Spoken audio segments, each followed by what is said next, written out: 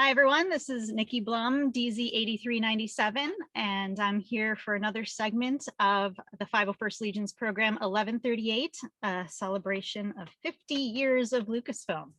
So for this panel, we have with us three different makers team, or three different FIRST robotics teams, and who are also makers. I should put it that way as well. And we have two makers with us, Lee Towersey and Michael Baddeley. So welcome, everybody. The robotics teams that we have with us today are the Athenian Robotics Collective, Team 852. You can give a little wave, thumbs up there. We also have Team Etap from Brazil, they're number 1382, and Husky Robotics out of Utah, which is Team 4585. So I'm excited that we have such a diverse group of robotics teams able to join us for this. So what we're going to do for this panel is we're going to have the robotics teams have a chance to ask some of their questions of Lee and Michael in regards to robotics and 3D printing. So we're going to start off with Team 80, keep saying 852, 852. Yeah, cool. So Matthew, 852, we're located in Danville, California, which is kind of Bay Area. So my question for both of you is, how did you get into droid building? And I know, Lee, you have like a story about how you got into the film industry. Perhaps you can also add on how you got into the film industry from droid building. Thank you. Okay. Shall I go first then, Michael? Yeah, go for it, Lee. Yeah. Okay. So I've always been into building things as a kid. You know, as soon as I could open a box of Lego, I was playing with Lego. And I wasn't following the instructions. I'd build my own stuff and was soon getting very creative. So I've always showed an interest in building things, and then it came to remote control vehicles and so on. And I wouldn't just buy a remote control car that was ready made. I made sure it was a Tamiya car, so I had to build it myself. And that just led from one thing to another, and eventually looking for something else to build, remote control, was a full-scale R2-D2. So thankfully nowadays we've got the resources of the internet, where if you're stuck, you can go and have a look on the internet and find out. But with my age and Michael's age, excuse me, Michael, but when we were younger and we were building, we had to go to the library and find a book or ask a friend or join a club. That was the only way of doing it. You could not just log onto a computer and find the answer. So yeah, a lot of educational books, and a lot of help from, you know, fellow builders, that various clubs I was in as a youngster, and buying the kits with the instructions, thankfully, so I could build them myself. So that's how I got into building, and it was just my hobby. That was the thing I was always keen on doing. And then thankfully we got very lucky by a fellow R2 builder here in the UK called Oliver Steeples, who cheekily went up to Kathleen Kennedy and offered our services. He just, you know, generalizing, because there was an R2 builders stand at Celebration, a big Star Wars event in Germany, and he cheekily offered the R2 builders services to maybe be consultants or hire our droids out to the film industry for The Force Awakens, because that had just been announced that Disney had bought Lucasfilm and were going to be making new Star Wars films. And literally 3 months later, the production team around Oliver's house, they were checking him out, making sure he was for real and knew what he was talking about. And we ended up being asked along to Pinewood Studios, which is where the recent Star Wars films have been made. And we were what turned out to be interviewed for a job. And Oliver got me involved because we were already doing a few jobs for Lucasfilm, because we had R2-D2s made here in the UK and we were doing TV adverts and so on. And Oliver kindly got me involved. And I've been there ever since. So that was 8 years ago, and they can't get rid of me. I've been working on all the Star Wars stuff since then, not including Mandalorian, because Mandalorian's been made in the US, but they have shipped some of my droids over to the US that they've used in the background for Mandalorian. And it's nice now that they're spreading the love and being made in the UK and the US. So that's a very abridged version of the hobby. But the key thing is, I always say to people, do what you enjoy. You know, just, you're a long time working, so you know, it's good to do what you enjoy, and you never know what it might lead to. Yeah, and I guess From my perspective, I've always been a geek, and even what I think Star Wars was probably the first film that really captured my imagination. And I remember watching all of the behind the scenes and the model makers who were making things. I was probably about, I don't know, 10 or 12 at the time. And I just started creating things. So I remember making a little cardboard snow speeder in the garden. I remember setting fire to it and then throwing rocks at it to try and make it explode while we were filming it with some, what was called Super 8 at the time, which was very old-fashioned cinefilm. And it was just the fascination of that practical behind the scenes stuff that really captured my imagination. So really from that point, just absolutely loved making things. Then when I got to about, I don't know, teenage, 18, 19, I got quite heavily into prosthetics and sculpting, makeup, a bunch of things, again, all in that, and never really in anything that was a professional capacity, just purely as a hobby. Met quite a few people who actually took the time to talk to me and to explain what they were doing as a young kid, and that really did inspire me. I met a couple of guys that had been around the periphery of Star Wars, built on things like Return of the Jedi's. I did some work with them. Again, they asked me to pop along to, I think it was the London Film Museum, to be a model and be made up with some makeup, which I was like, oh my God, this is fantastic as a kid. And that's kind of stuck with me ever since. And then, grew up, had children, but in the background, I've always been making things. And then along came 3D printing, which to me was complete magic. We stumbled across it, to be honest. We got a 3D printer at work, which I got the opportunity to play with. We got fed up of printing other people's things, and I decided to design something. The R2-D2's dome, which is literally just half a ball cut in half. I thought, how hard can that be? That's the first thing that's actually the first thing that I ever designed was the dome of R2-D2, just to see if I could do. And then from that, it's kind of snowballed really.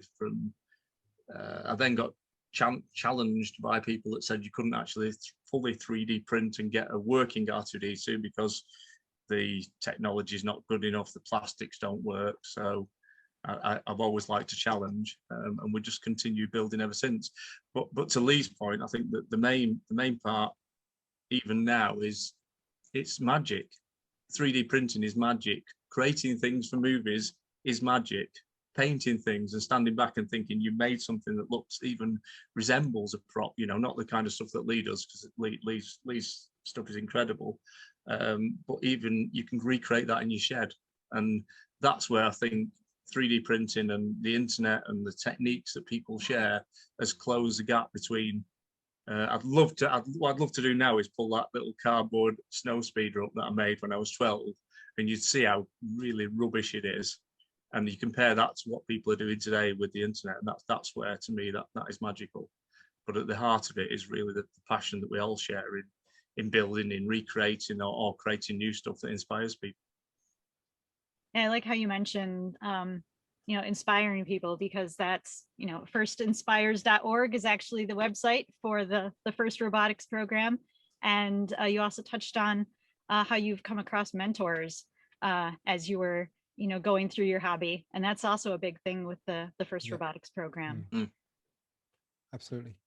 All right. And that's what's amazing about the community, to be honest, because you've got people like Lee, so I didn't know Lee. I dropped on Facebook, a few builders groups, and then Oliver and Lee ended up being friends on Facebook. And as you do, you kind of go, I wonder if these guys are, oh my God, they're the people that built R2-D2 for the movies.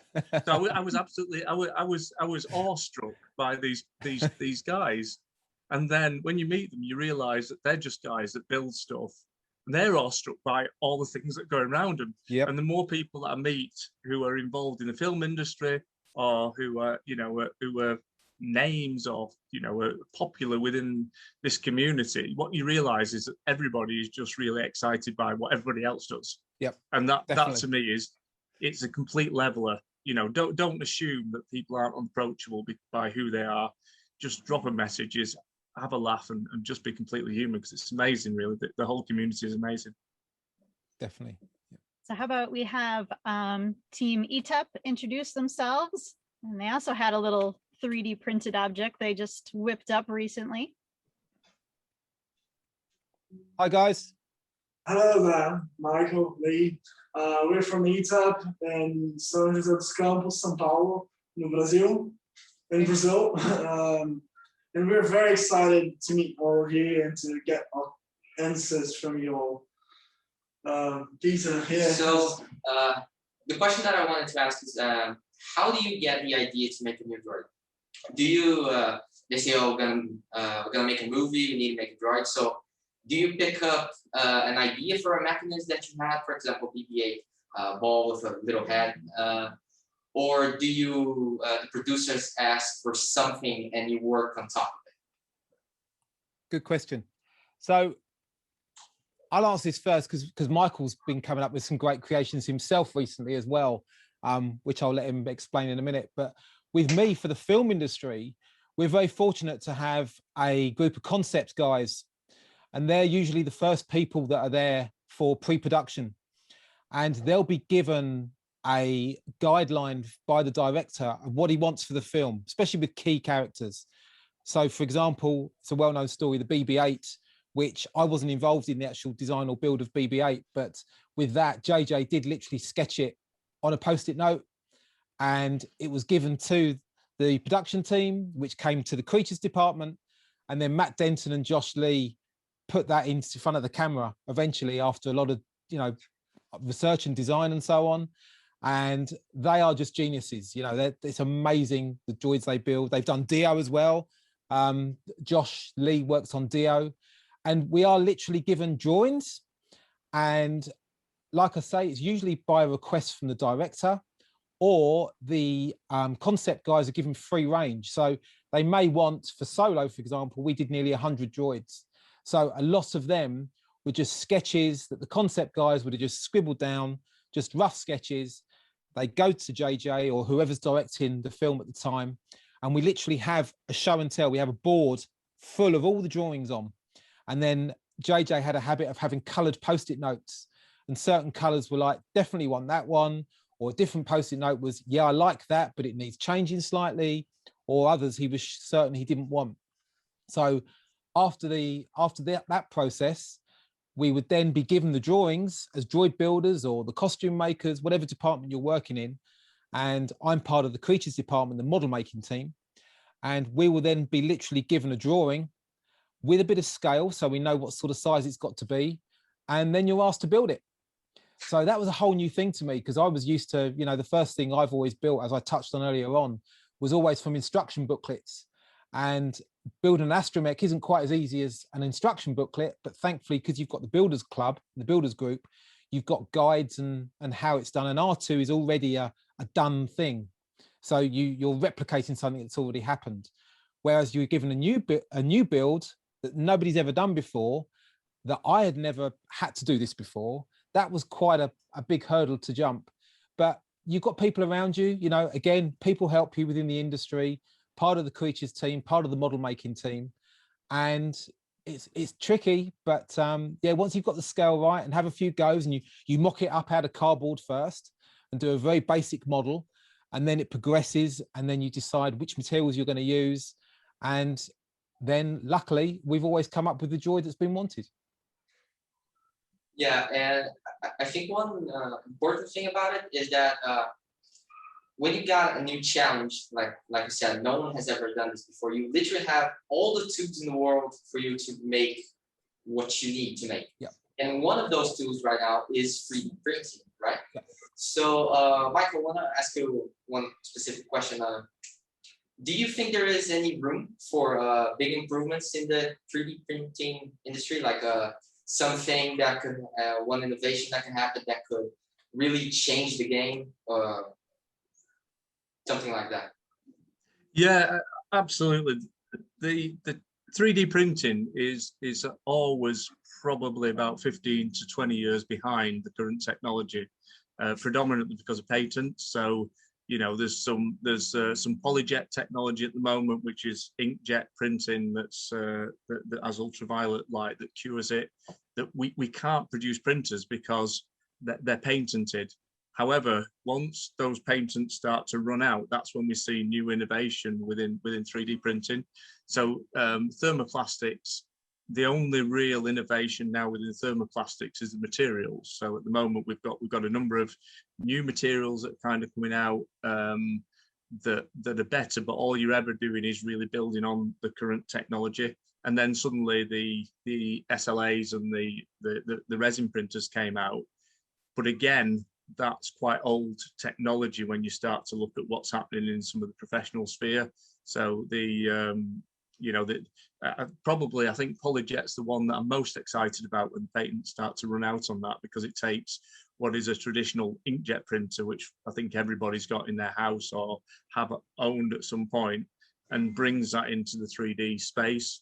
Now, what I've seen with companies like Stratasys who produce these on a professional basis is you can produce inks that you can literally mix. So you can take a solid ink and a flex ink, and you can create 50 degrees of flexibility depending how you mix those inks when you're laying them down on the object.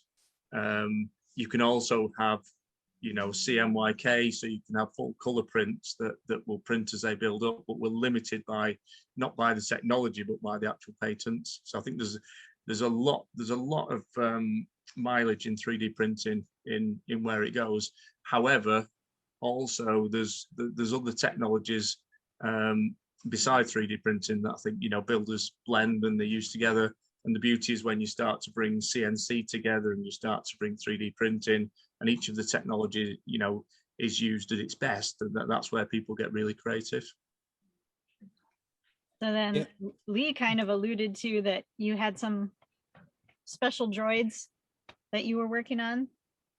Do you want to talk about that? Yeah, it's interesting because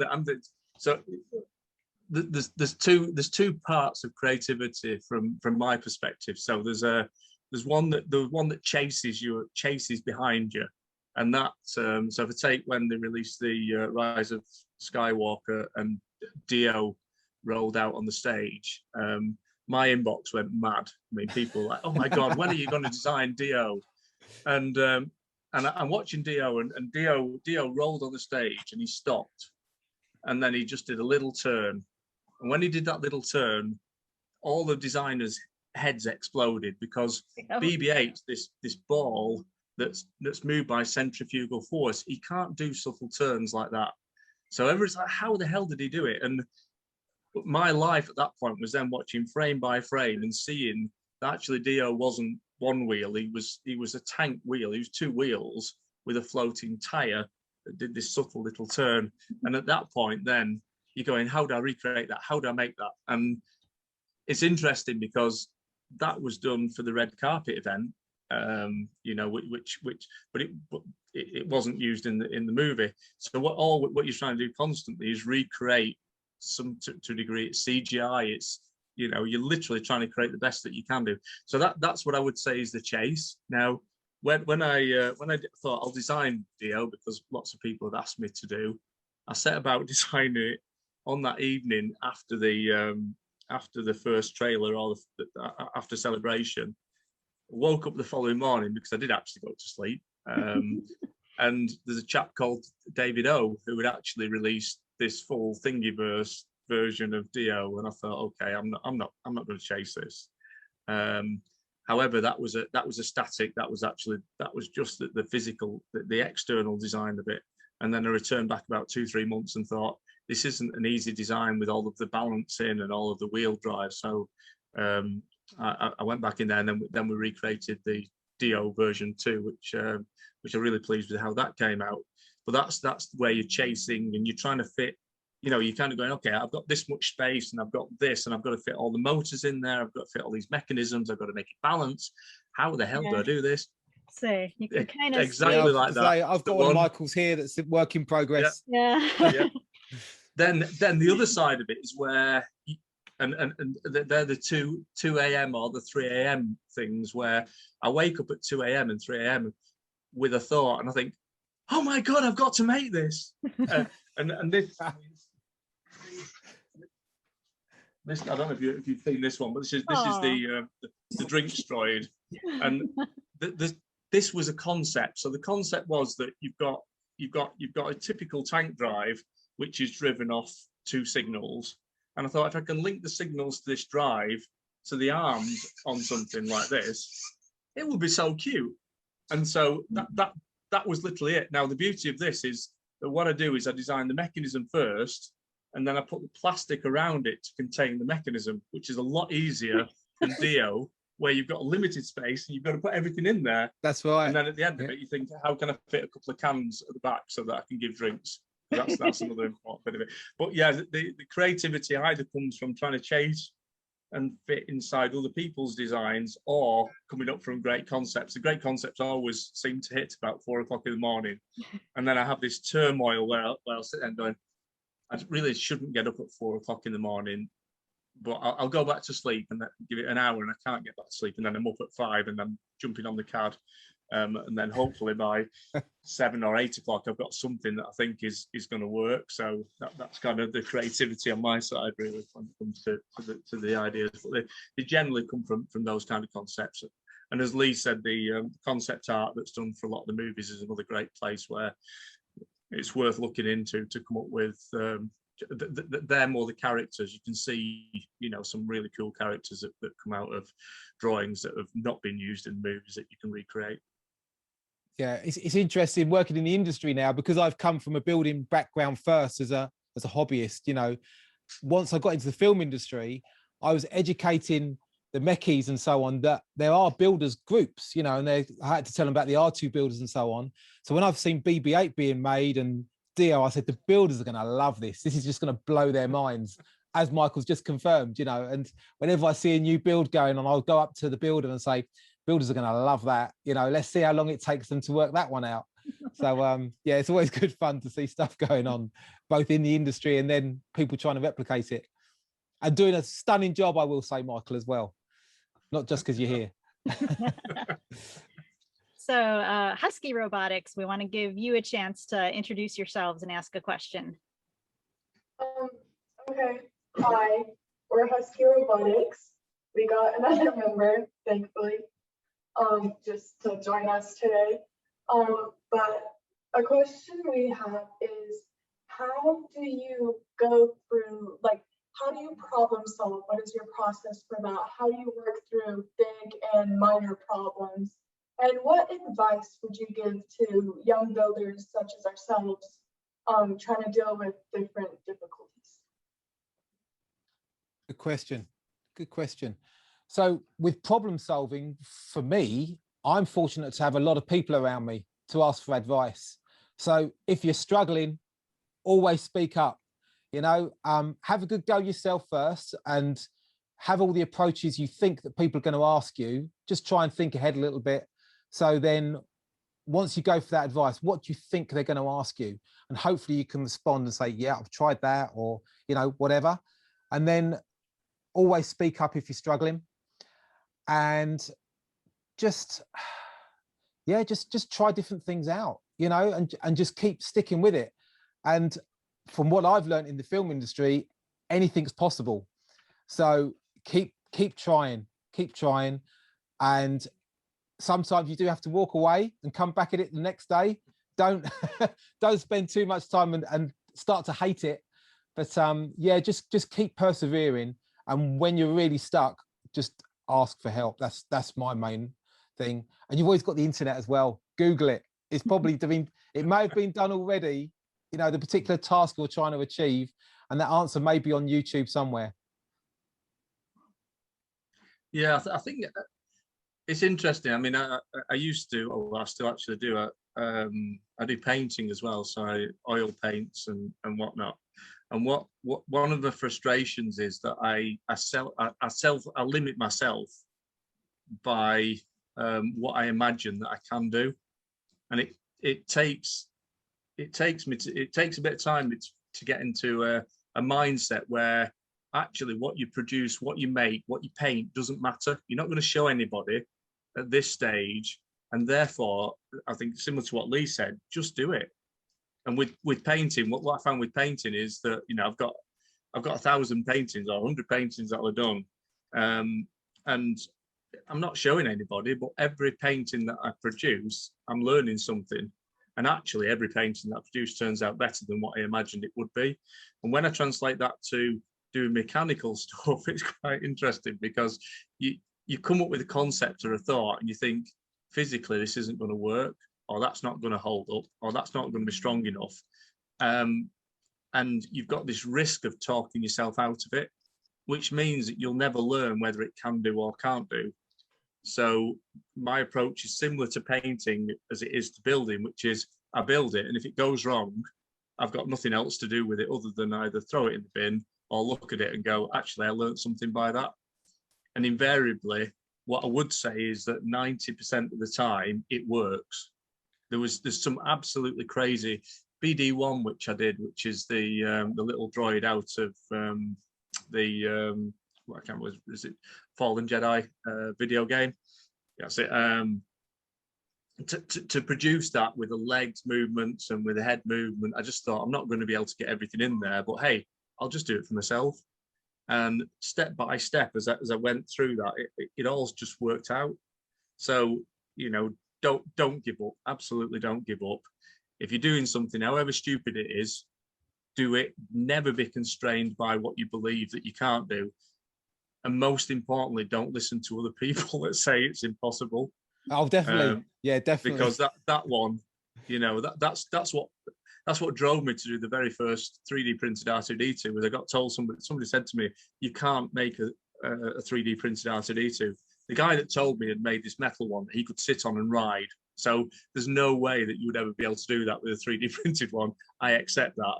But actually, to build one that can hold all the stresses, I took that as a challenge. And so just don't listen to other people and just really stretch, explore, and play with it. This is about fun. It's not about producing the perfect thing. Everything that you produce is another learning things that and the beauty of today is that you don't just learn yourself. What you do is you share with others and they learn from you, and then you learn from them. So, you know, it's like pass the parcel, but with clever stuff. It's really great. Yeah. To sum up, can-do attitude is the answer, I think, really, isn't it, Michael? Absolutely. Yeah. Don't delay, just do it. All right, so team 852, I think we're back to you if you have another question or any show and tell or anything. I guess I can do a show and tell if I see something I recognize in the background. Yeah, what's in the background? So I am making a fully functional BB-8. I actually kind of want to work in the film industry too, like you, Lee. So I want to do like creatures and whatnot. Like I have other projects, but I've been working on BB-8 for around 2 years now, and I actually just got it working. So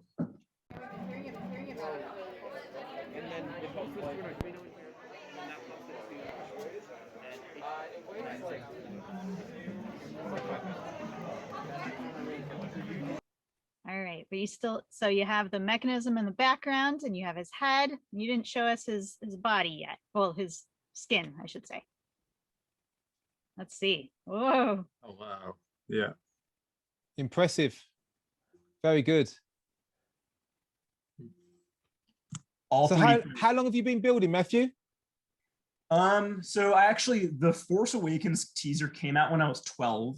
So I was super young. I'm like, I want to build BB-8. And so I think from middle school on, I'm like, okay, how do I do this? I didn't really have the skill set at the time, but then after a lot of research through the club website and the Facebook group, I'm like, I can start building this with my school's makerspace. So I've been technically like dreaming this up for 5 years, but seriously working on it for 2. Good work. Amazing. Brilliant. How old were you, Lee, when the Force Awakens trailer came out? Okay. Yeah, okay. 43. I could see your face. You're like, oh, yeah. Goodness me. So there you go. You're never too young to start building. Parents with 10-year-old kids are going to hate me if they're watching this, but yeah, exactly. It's very good. I had a Star Wars fan in my community. He knew that, you know, I was part of the 501st Legion, and then he knew that I was a droid builder, and he knew that my kids were in first robotics. And so he's like, you know, my 9-year-old wants to start in robotics. you know, what do I do? So I pointed him to FIRST because I know they start out with the younger kids with the Lego robotic, the younger section there. And, you know, it's definitely a great stepping stone to get into the high school age FIRST robotics. And, you know, from there, building your own BB-8. Great. What's amazing now as well is the technology that's available. I mean, the Arduino, I think, has transformed what we do, and there's a whole bunch of things now that are really accessible, that they're affordable, and you know, when you start to pull them together with 3D printing, Arduino servos, you know, it's absolutely astounding what you can do today. And you know, as somebody who's starting out in the hobby, they're not difficult to learn. They're really not difficult to learn. Yeah. I've only learned them recently, actually, Michael, because I've had to. But you know, the Arduino tutorials and the CAD tutorials online are so good, you know. And I've even at my age, I managed to pick them up and get through them, and it's a handy thing to have in the toolbox, you know. So certainly anyone watching this, you know, I assume they're already, you know, well versed in it, but certainly CAD and Arduino is very useful things to have and learn to use for your robotic builds for sure. We've lost Matthew, haven't we? I was just noticing that. I'm like, we're missing a screen there. Yeah. Can we get him back? Glitched out. What do we do? Yeah, he was glitching out. He's going to rejoin when he can. Okay, cool. Do you want us to carry on then? Yeah, so why don't we go back to Team Etap, and they can do another question. Well, I have a question, personal question. What was the biggest challenge you guys faced when building up one of the droids? Like, what was the biggest challenge you guys had?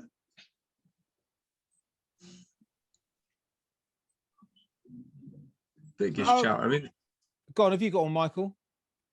Yeah, my biggest challenge to date was when I made Chopper from Rebels, and the reason it was a big challenge is that at that time the Chopper building group had been established, and there was already a lot of choppers that were out there, so to speak. And what I wanted to do is really sort of add a whole bunch of functionality on there that I didn't even think was possible. So there's kind of arms that come out the head, and a whole bunch of animation mechanisms that the head was wobbling, that the antenna on top had to wobble. And throughout that whole build, because I'd invested so much time in building, in designing, and in iterating all of the functionality, it was one of those that I thought, I'm really stretching the technology to the point when I may not be able to release this. So it was a big old design, and at the end of it, I didn't know whether it would actually come to any fruition. It's probably about 8 months worth of work.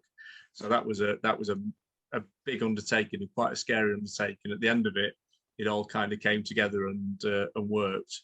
And then the other scary thing is once you've done that by hook or by crook and by adding little bits here and there, you've then got a community of people that are also trying to reproduce it. And I know the investment that I made into actually making that, and the fear that I've got then is these guys that are going to work 8-9 months, can they actually manage to get something that's functional at the end of it? Anyway, the Chopper turned out to be a good story, and the ones that are out there seem to work as they are. But putting that investment, guessing, assuming, thinking, experimenting, playing is always the scary part, particularly against the tight time frames. But that's nothing to the tight time frames that you have in the film industry. So I'll pass over to Lee now at this point. Well, it's exactly that. That was going to be my answer, is the time constraints. That is my biggest fear, and always my biggest hurdle. I've got to keep on top of the building schedule. We know when they're going to be filming on the thing whatever it is we're building. So I've always got a deadline, and I've got to keep within that deadline. I can't get to filming and say, yeah, sorry, we haven't got a mouse droid on set today because I haven't finished it. That doesn't go down well with the production team. So deadlines. And if you spoke to my wife, she calls me last minute Lee. So I'm very good at leaving things to the last minute. But personally, I never panic. I always just see it as being good at managing my time. That's my excuse anyway. And I can literally sail in. If we're filming on a Monday, I may finish the build on a Friday. So, you know, it can be that tight sometimes. And people will come up to me and like, you do know you're on set on Monday with that, don't you? And like, yep, it's cool. I always know I've got the weekend just in case, but I've never had to go into work at the weekend because I haven't managed the build, thankfully. So yeah, it's because the other thing as well, I leave it to the last minute is because I want to do it to the best I can. So I don't want to be finishing the build a week early, because if I finish it a week early, that week I could be doing more with whatever I'm building. That's the way I see it. But then it becomes a problem when you're building more than one droid. So I have a lot of Excel spreadsheets and a lot of dates and deadlines and schedules and what have you. And yeah, that can get a bit scary, but I'm so far so good. All right, so I think we're back around to Husky Robotics for another question. Hi.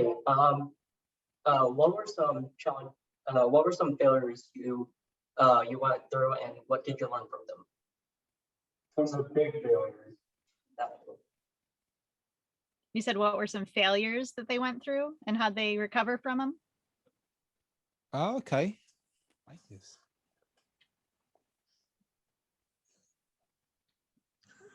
I went first last time, Lee. Yeah, okay. So yeah, failures.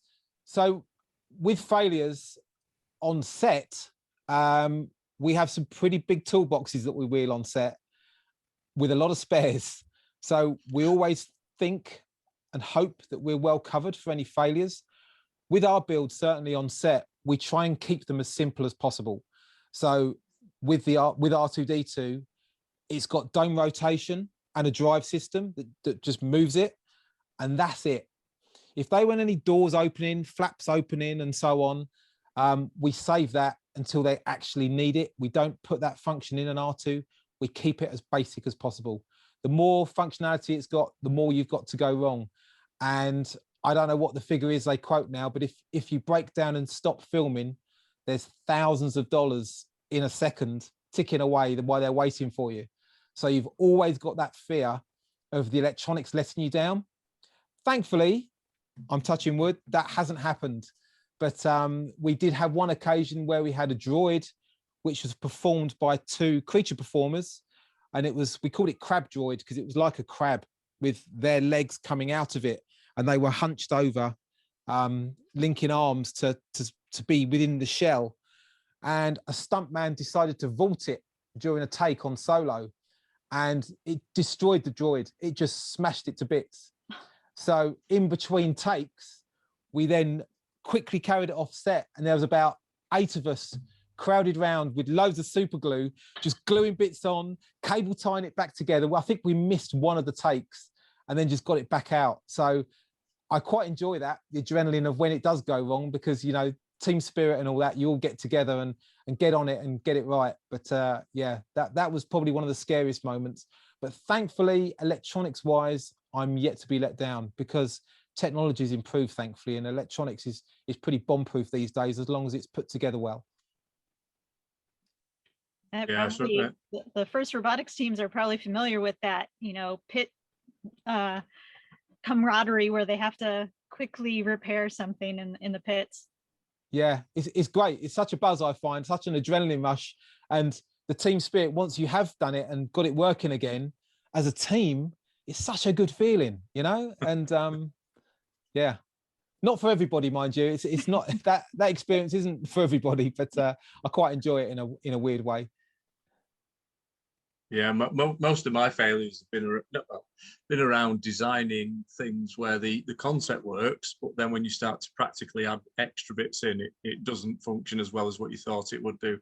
BD1 was one example where I'd got the head working full sort of 360. It's turning around. It was fantastic. And once I put all the electronics in, the weight on it was too much. And this is pretty much the story of my life, which is I just need things smaller and stronger. So I want a smaller servo, but I want one that can pull 18 kilos. You know, so, and it was the same with BD1. I hit the limit on the little tiny servos, little MG90 servos. I thought, there's no way it's going to pull this. and there's no space inside whatsoever to add anything else in there. And so I can't fit bigger servos in there.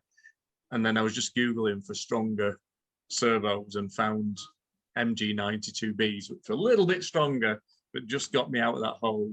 So it's similar with most of the drives and most of the builds is, what you want is something that's tinier, that's incredibly strong, a bit like Lee, that you can use in any situation really. That's been most, but generally what, because of that, and again, Google is my friend, being able to find new bits of technology, or even for the community to suggest new bits of servos or new motors, they've got me out of the hole. But yeah, it's trial and error, experimentation, and then trying to make good out of what you've actually got. I think we might have time for one more round of one question from each team. So Matthew, we're back to you. So droid making is obviously not just about like electronics and mechanisms. There are also other things that go into it, like painting and like just like kind of weathering and all these like kind of things to make it seem used. So with that, Lee, do you ever like bounce around between departments or like just outside of purely droid making, work on like maybe like props or like helping with painting and such? And maybe the same thing can go for you, Michael. Like, do you also just like work on props or just like painting and other aspects? Interesting. Yeah. So because the creatures department is so big, it gets up to over 100 people on a big production. And one of our departments is a paint department. That paint department usually is only 1 or 2 people, to be fair. But there's a guy called Henrik who's been with us since The Force Awakens, and he's a painting genius. He paints all the heads, he does the droids, he does everything. I think he did every single creature on The Force Awakens. He's since had help and other people come in and help him out. And I try and do some of the painting myself. Now, personally, doing the weathering destroys me. I hate it. So I leave that to Henrik. But R2, I painted myself. Again, the weathering was done by Henrik. A lot of the droids I do paint, but the finessing, given the weathering, makes such a difference, because if you just paint it and leave it as it is, it looks toy-like. It does not look natural. Yeah, and the example Henrik always says is if you look at a brand new car, you look around the wheel arches and stuff, there's still a bit of, picked up dirt or something like that, just to, things soon get weathered, however new they are. So we're lucky enough to have a team of people behind us. Weathering is another thing I should probably learn to do myself. I would like to, I must admit. But yeah, and there's another guy in the model making department. We've got a guy who actually studied art at college, and he's an amazing painter. So he'll, again, I'll paint, but he'll just bring it to another level with his weathering technique. So yeah, we're lucky enough to have a team of people. But crossing over as far as other departments are concerned, we don't really know until we actually go on set. And sometimes the props team will just have a bit of dust that they're throwing on their prop that may be near our droid, and they'll, I'll chuck some of that dust on our droid, will you please? We get some of that sometimes, but we generally take care of our own products. Yeah, like on the video here, if we hadn't weathered R2, you wouldn't be able to see any of the lines on any of his panels. It would just be all white. That's right. It just flattens it out until you weather it, and then everything just pops. Yeah, I guess the opposite really, because I haven't got a team. It's just me, and also as I said before, I love painting. I love oil painting. So actually, I love the creation of building, but then when it's painted and it gets to the point of weathering, that's probably my favorite part of the build, because that's where the magic happens. And I've got a folder on my laptop which I would recommend anybody to do, which is just grabbing photographs of aged, weathered, rusty pictures from the world. I'll frequently with my phone be sort of taking a picture of that's an interesting handrail. I'll just take a photograph of that. There's an interesting little thing underneath that bit of brickwork or metal or interesting rust, because actually what the art of weathering is not just to make it dirty, but it's to look at where the dirt would naturally fall within the, within that particular build. So if you look at R2 around the hollow projectors or, in the seams, and then somebody's tried to clean it off, it's getting into that kind of mindset. And that's where I think you find, taking pictures of real life world is where you kind of get that. And then the other side of it is, on the internet, there's loads of tutorials in YouTube and whatnot. I find tank builders probably the best inspiration, because with people who are building tanks, they scrape the corners off, and then they've got mud splatters. And so what you do is you see all of these different techniques, which they're doing at something that's this big, and all you've got to do then is make it much larger. But yeah, I thoroughly enjoy that whole sort of painting area. But again, I think you've got to do the research. You've got to have a picture of what you think it'll look like. And as we all know, too much weathering is as bad as not enough weathering. You can kind of go overboard, and it's getting the balance. But the inspiration, from my perspective, should always be real life. Look at how things get dirty, how things get rusty, how things fall to pieces. And if you damage it while you're doing it, hey ho, that's what we call natural weathering. I think Lee's got a lot of natural weathering. I got some on his shoulder there. He's got natural weathering there. Yeah. All right, so I think we're back to Team Etap. You guys have another question? So Lee, you mentioned that you wanted to learn weathering more, and I was wondering, is there any area of knowledge or any subject that you or Michael are working or studying right now that you think that would be really helpful on your projects for you to learn that? Yeah, well, I touched on it earlier on. With me, it's Arduino. I'm still plowing through learning Arduino code and so on to achieve what I want to myself. It's easy enough finding sketches that, give you the result that you were looking for, but then to understand how the code works and so on. I did do programming at college for a year, but they're languages that aren't really used anymore. And so I have got a bit of computer knowledge, so I am finding it possibly a little bit easier than some people would. But yeah, so Arduino code for me, I did a 30-day tutorial for CAD online. I can't remember which one it was now. I did that in a week. That was pretty intense. And I now use it every day, CAD. So that was something else that I learned online. But certainly now Arduino is the route I'm going down. And while I've got a very talented painter at work that does it all for me, I can rely on them at the moment to do the weathering. So maybe I'll go on to that next. But yeah, certainly Arduino code is very useful. Yeah. I mean, the world is my excitement in this area, I've got to say, because the beauty of droid building is it can take you into areas of woodwork, machining, 3D printing, painting, Arduino coding, weathering, animatronics, prosthetics. It can literally take you anywhere. So the day when you say you can't learn anything is probably the day when you need to give up the hobby, because there's just so much to learn. It's so exciting. At the moment, I think Lee touched on coding is king in a lot of the builds that we do, particularly where you start to get some of the more complex builds where you want realistic animations or you want balancing. That is all down to code, really. But on top of that, there's some amazing new materials in prosthetics. We're watching some of the guys that are doing some amazing stuff in latex that you can bring into the builds that we're doing. So my areas of focus, the CAD piece I'm comfortable with on hard surface modeling, which is all the robots that we do.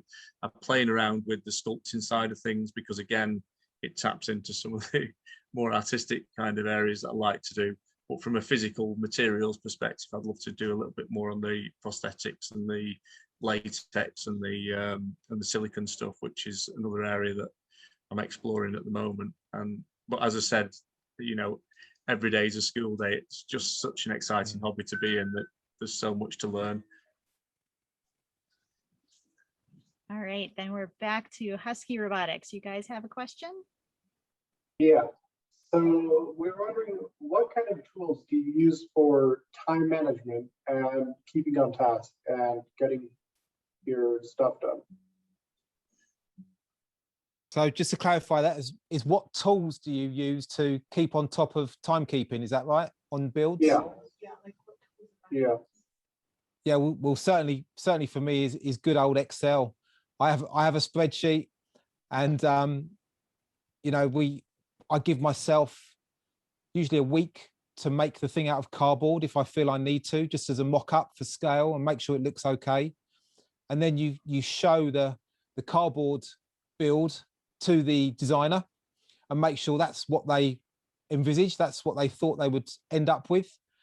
And from there, it's usually the same process then. You know, you usually build up a framework, or, you know, you decide on the structure and what materials you're going to use as well, depending on the size. And then I just give myself just a time.